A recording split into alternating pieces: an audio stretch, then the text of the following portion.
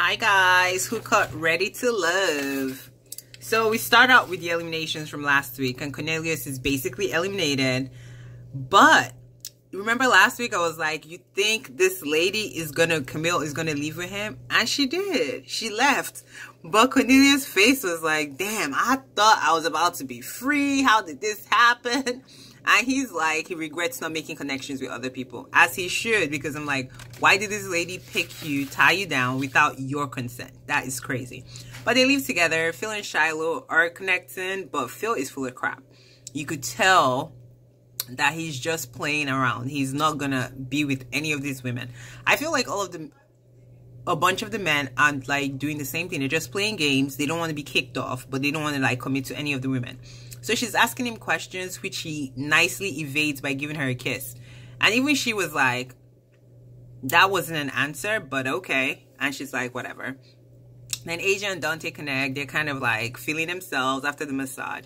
I think they did the nasty. I think they did, because this is ridiculous, because apparently he said he couldn't even get a date with her when they were in DC, and all of a sudden you guys are like next to each other, BFF, boyfriend, girlfriend, like houseway. But it is what it is, and she's feeling like she won. I'm like, this Negro has 3 kids, 3 different baby mamas. That ain't winning. Like, something is not sitting right with me with him. But anyways, I digress. Then Mumin and Frank meet up. I'm like, when did this connection happen? Because we've been watching this. We ain't seen this connection. I think everyone is grasping at straws because they don't want to be eliminated. But I'm like, what is the point staying if you're not even emotionally involved with anyone? Like, who cares if you're eliminated? You go home and hopefully find somebody else. Like, that's the goal. But anyway, they're there. He's like telling her he's still like Sydney. Sydney is basically my first choice, but our connection is growing. I just feel like everyone is reaching. I don't believe any of these connections, honestly. Then Dante and Zadia meet. This is basically the highlight of the whole episode. And Dante is basically breaking up with her, which makes me feel like they had a more serious connection, because I'm like, why is she reacting like this? It makes me feel like they probably went on multiple dates. They may have hooked up, because why are you mad? You're saying Naeem is doing ABCDE, which we obviously realized Naeem was just a fill-in, because Dante was always her first choice, but she wanted Dante to keep chasing her and her to be the one to reject him, because I don't even think she was really feeling any of the guys really. So he basically tells her, hey, I'm feeling Aisha, like this is what it is. She gets up to leave. Then she gets to the elevator, then her crazy kicks in. She comes back, pokes his face, like basically physically assaults him for no reason. I'm like, what the hell did this guy do? But I'm sure we'll get more information, because it feels like either he was playing with her, maybe they were hooking up, and he was guaranteeing her that she was the first choice, and then they come to this resort and he flips on her and she doesn't know how to take it. But regardless, she should have never put her hands on him. That's crazy. That's cuckoo for Cocoa Pops. Like, girl, no.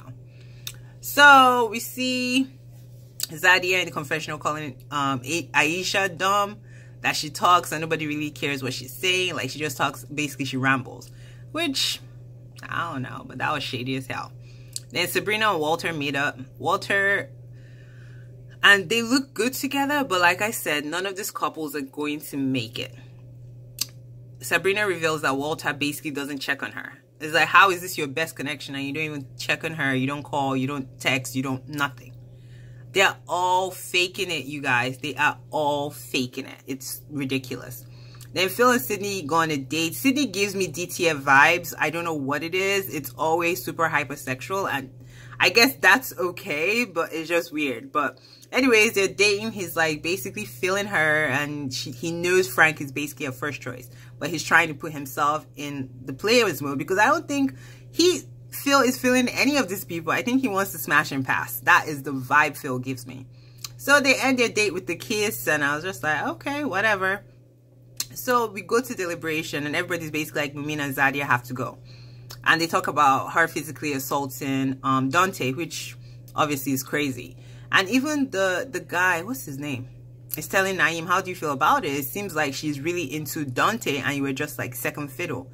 And Naeem is trying to keep up front, talking about he doesn't care, da-da-da-da-da. He knows Zadia's heart. I was like, you and Zadia were barely connecting, like, stop it.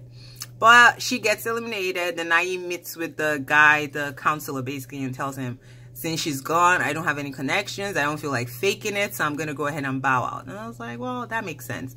So the episode ends, and next week we find out they're introducing these men to their parents. I wouldn't do it. I will get some standing parents, because none of these connections make sense. I can't let my parents stare at me crazy. Like, no,